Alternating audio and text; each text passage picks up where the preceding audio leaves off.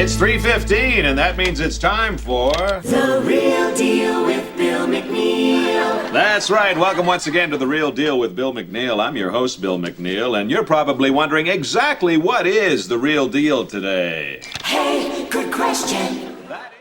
Welcome back to Thinking Critical. This is Wes. Got a couple of DC movie news coming out of Warner Media.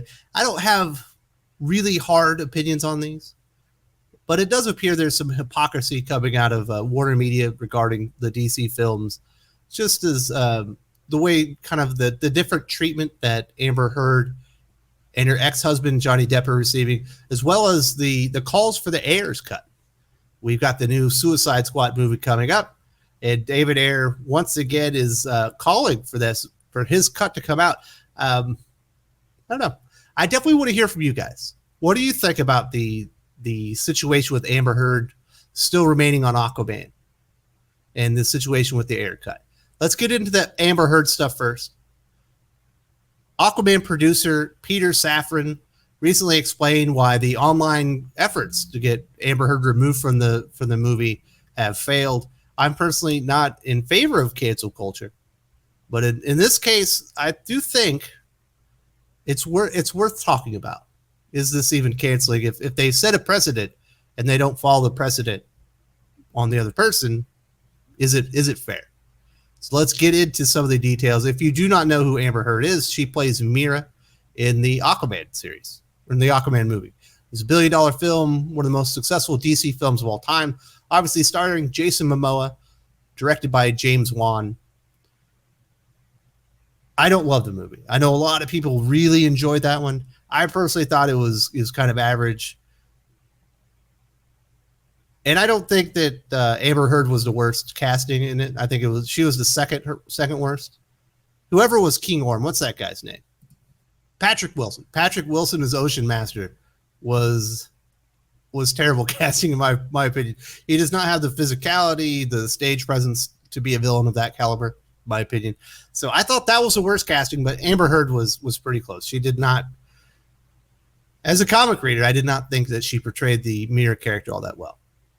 And that's just somebody that I just don't love the movie. I know a lot of other people do. My favorite DC movie so far has been Shazam.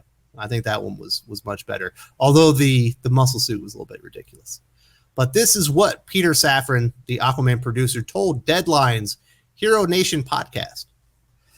I don't think we're ever going to react to, honestly, pure fan pressure. They already have. We got the Snyder cut. And he continues, you got to do what's best for the movie. We felt that if it's James Wan and James Momoa, it should be Amber Heard. That's really what it was. I think that point there in itself is ridiculous. First, that they don't react to fan pressure. They obviously have. They did. And then comparing Amber Heard's importance to the Aquaman franchise to James Wan and Jason Momoa is pretty ridiculous. James Wan is actually one of the few brilliant directors out there right now.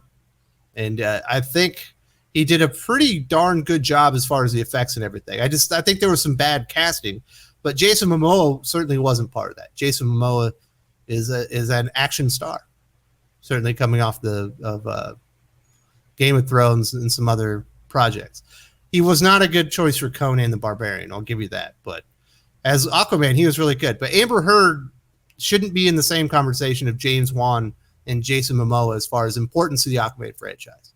It's a ridiculous comparison. Automatically, when you hear something like that, you say, Peter Safran, I don't think you're being honest with us. There might be something else behind this, because that is a ridiculous comparison and thing to say. But he did go on to continue. One is not aware of what is going on in the Twitterverse, but that doesn't mean you have to react to it or take it as gospel or accede to their wishes. You have to do what's right for the film, and that's really what we landed on it. I'll agree with that. Just because people are being vocal in the Twitterverse doesn't mean you have to react to it. And that doesn't even mean, even if there are, if there's a groundswell of Twitter support for a hashtag or somebody removed or somebody to be casted, that doesn't mean that there's like a unanimous consensus on that point. It just means a lot of people got behind it on Twitter. Twitter represents a very minor stake as far as the consumer population for movies and even comic books. So he's got that right. Just because there is a groundswell of support for something doesn't mean that you have to accede to the wishes. But sometimes they do have a point. Because we do know that Warner Brothers, who are the producers of Aquaman, released Johnny Depp following their very contentious divorce, he and Amber Heard, from his upcoming Fantastic Beasts and Where to Find Them sequels, the Harry Potterverse stuff. And he was replaced by Mads Mikkelsen. It was a very contentious divorce. When the details came out, I'm going to be honest, I think it made them both look very bad. I don't think either one of them really comes out of that one. You're like, yeah, that was the hero of that story. It was like, man, that was a bad marriage that was likely doomed from the beginning, and they both played a part in it. Now, she did get the positive outcome in comparison to Johnny Depp. I'll give him that. But it's not like Amber Heard came out of that thing smelling like roses. She comes off looking as like a pretty bad person. Certainly equal to anything Johnny Depp did, in my opinion. Now, you might disagree with me, and if you do, let me know in the comment section. I don't mind you telling me how it really is, in your opinion. So they set a precedent with firing Johnny Depp because of these divorce proceedings and all the details that came out from his Warner Brothers film, Fantastic Beasts. These details came out about her, yet there's no repercussions. Is that fair? It doesn't feel fair to me because, like I said, I think they both look terrible. If you're going to fire one, it feels like you probably should fire the other. And if you're going to keep one, you probably should have kept the other.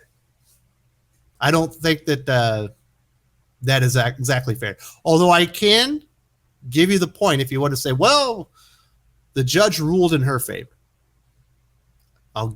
That is the truth. I cannot deny that part. We also do know that Heard has described the people that have called for her firing and protested what happened to Johnny Depp. In an interview with EW, Entertainment Weekly, she said, she describes them as paid rumors and paid campaigns on social media that don't dictate casting decisions because they have no basis in reality. That's not true. I know people that have very passionate opinions about these, and they're not paid. They're just regular people.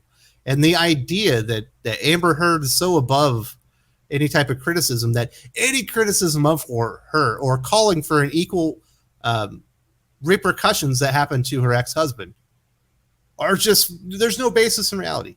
No, there are people that are very passionate that Amber Heard should suffer the same fate as Johnny Depp after all the details came out.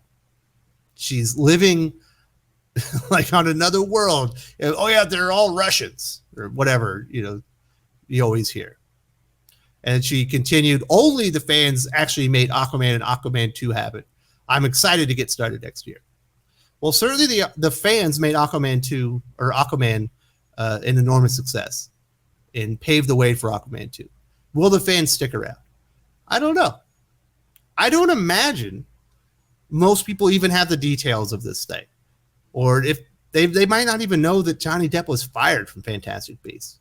Most people don't pay attention to this stuff. Plus, there's been so much stuff going on around the world that this definitely could have slipped by a lot of people.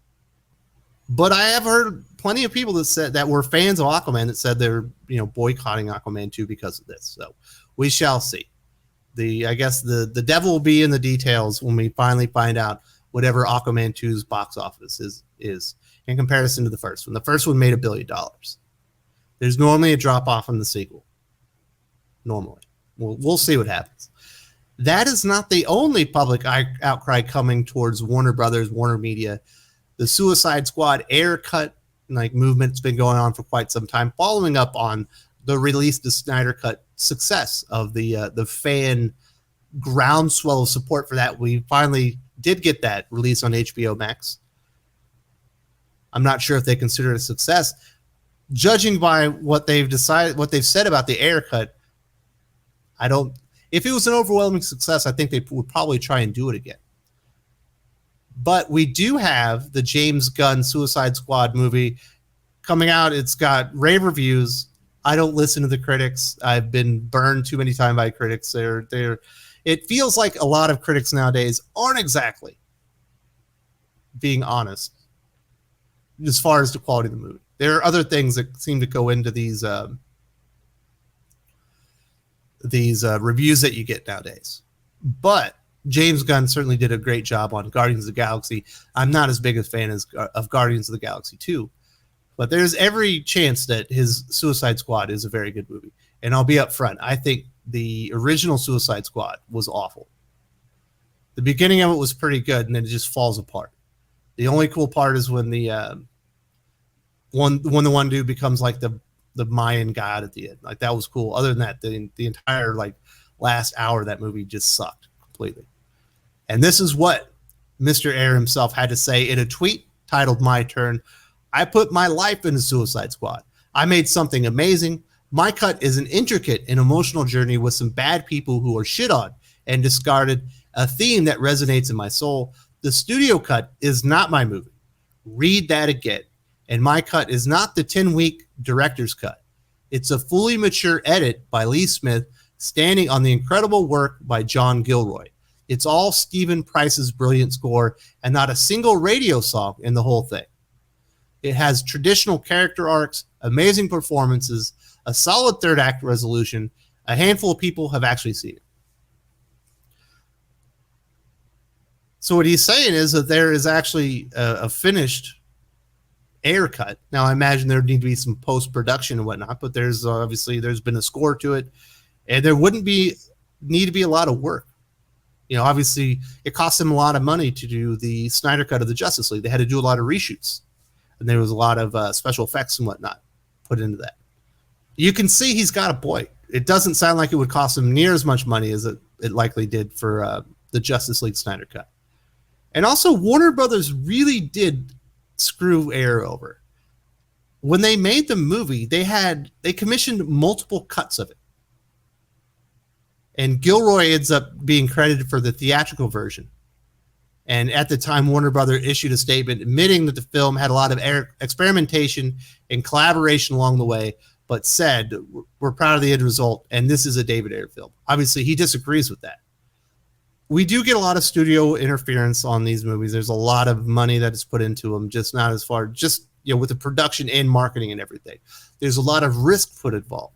For him to say there's a finished cut of his own, and then they did just multiple edits of this damn thing, David Ayer's got a point. And the fans have a point too, because after, Justice League came out, obviously Zack Snyder had done his shoots. The studio didn't like it. They brought in Joss Whedon. They finished it and ended up being almost unwatchable. He did get to, finish his cut. We got the Justice League Snyder cut. And, for the most part, the people that wanted to see the movie received it positively. I think it's too long. It's a very long film. But it's superior to what was released in theater. There's no doubt about that. The character arcs are better. There's a lot of stuff that's superior to it. I still think that it has a lot of issues, but that's just me personally. Why did they listen to the fans then, but they won't now? It makes no sense, especially when it would cost them a lot less money. It sounds like, according to David Ayer, that it was done. It had a full score. It was a complete film. It just needed probably post-processing on some visual effects and stuff like that, which certainly will cost money, but nothing in comparison to all the reshoots and everything that were done with the Snyder Cut. There's a couple of reasons this could be happening.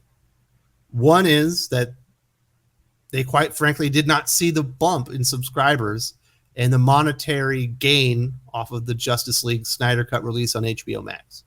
So why do it again if we didn't receive the benefit the first time?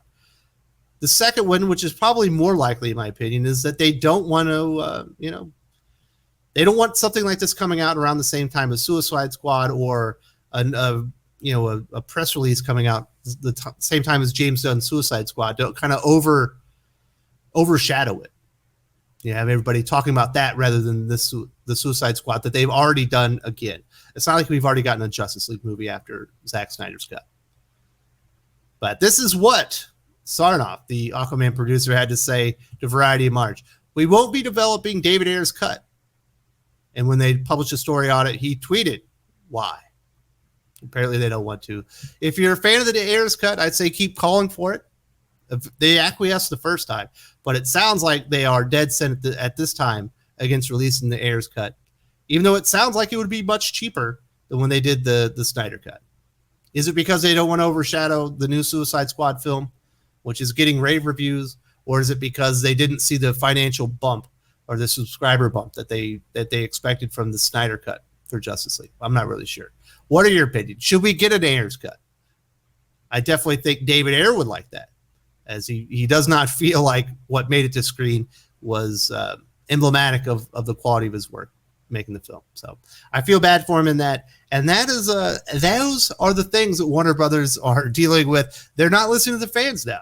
The fans got a victory with the Snyder cut. It sounds like they're not going to get a victory with Amber Heard, and they're not going to get a victory with the Ayer cut of Suicide Squad. If you enjoyed this video, please give it a like. I would appreciate it very much. It helps us attract more views for the channel. Subscribe for future commentary, comic book news, and reviews. And don't forget to ring the bell for notifications.